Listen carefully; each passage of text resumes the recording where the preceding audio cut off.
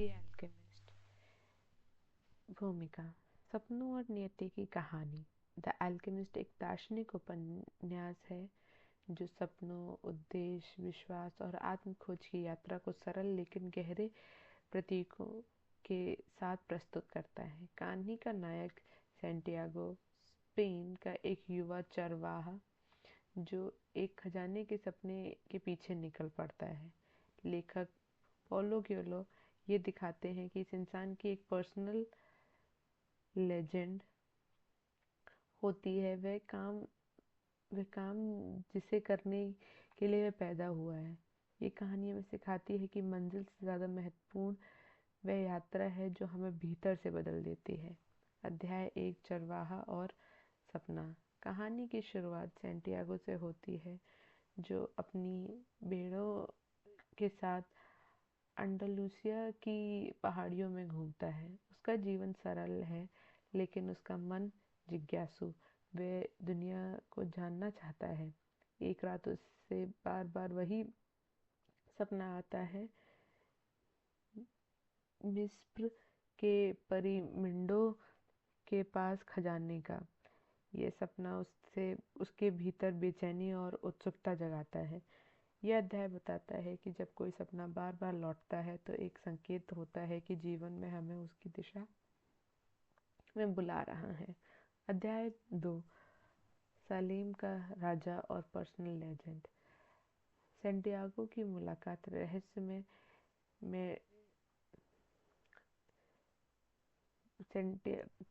में सलेम के राजा से होती है जो उसे पर्सनल लेजेंड का विचार समझाते हैं।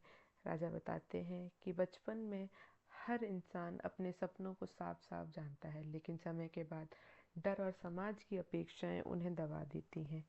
वे कहते हैं कि जब कोई इंसान सच्चे दिल से कुछ चाहता है तो पूरा ब्रह्मांड उसकी मदद करता है। यह अध्याय सिखाता है कि सपनों का पीछा करने के लिए हिम्मत पहला कदम है। अध्याय 3, पहला इम्तिहान, नुकसान और विश्वास। सैंटियागो अफ्रीका पहुंचते ही थक जाता है और वह अकेला डर और पछतावे से घिर जाता है, लेकिन हार मानने के बजाय वह क्रिस्टल की दुकान में काम शुरू करता है। यहाँ वह धैर्य, मेहनत और परिस्थिति के साथ ढलना सीखता है। यह अध्याय दिखाता है कि रास्ते की मुश्किलें सपनों की परीक्षा लेती हैं और यही असली सीख छिपी होती है। अध्याय 4, दुनिया से सीखना। क्रिस्टल की दुकान में काम करते हुए सैंटियागो एक नए विचारों से कारोबार बढ़ाता है। अब वह चाहे तो घर लौट सकता है, लेकिन भीतर की आवाज़ उसे आगे बढ़ने को कहती है। वह समझता है कि आराम भी कभी कभी सपनों का सबसे बड़ा दुश्मन बन जाता है। यह अध्याय सिखाता है कि अधूरा सपना भीतर खालीपन छोड़ देता है। अध्याय 5, रेगिस्तान की यात्रा। सैंटियागो कारवां के साथ रेगिस्तान पार करता है और अंग्रेज से मिलता है जो अल्केमिस्ट की खोज में है। बातचीत से उसे पता चलता है कि ज्ञान केवल किताबों में नहीं, अनुभव में भी मिलता है। रेगिस्तान जीवन का प्रतीक बन जाता है, कठोर, शांत, लेकिन सुनने वालों के लिए मार्गदर्शक। सीख ये है कि प्रकृति और अनुभव हमें संकेत देते रहते हैं। अध्याय 6, प्रेम और डर का खोज। ओसिस एल्फ्यूम में सैंटियागो की मुलाकात फातिमा से होती है और वह प्यार में पड़ जाता है। पहली बार वह अपने सपनों को छोड़कर विचार करता है, लेकिन फातिमा उसे आगे बढ़ने के लिए प्रेरित करती है, क्योंकि सच्चा प्रेम विकास को रोकता नहीं, समर्थन करता है। यह अध्याय सिखाता है कि प्रेम डर नहीं, साहस बढ़ाए। अध्याय 7, अल्केमिस्ट और आंतरिक परिवर्तन। अंततः सैंटियागो अल्केमिस्ट से मिलता है जो उसे सिखाता है कि पीड़ा का डर अक्सर पीड़ा से बड़ा होता है। दिल की सुनना ज़रूरी है, भले ही वह डरता हो। प्रतीकात्मक परीक्षाओं के माध्यम से जीवन स्वयं को हवा में बदलने की चुनौती। सैंटियागो विश्वास, आत्मविश्वास और ब्रह्मांड से एकता सीखता है। यह स्पष्ट होता है कि भीतर का परिवर्तन ही असली खजाना है। अध्याय 8, खजाने की अंतिम सत्य।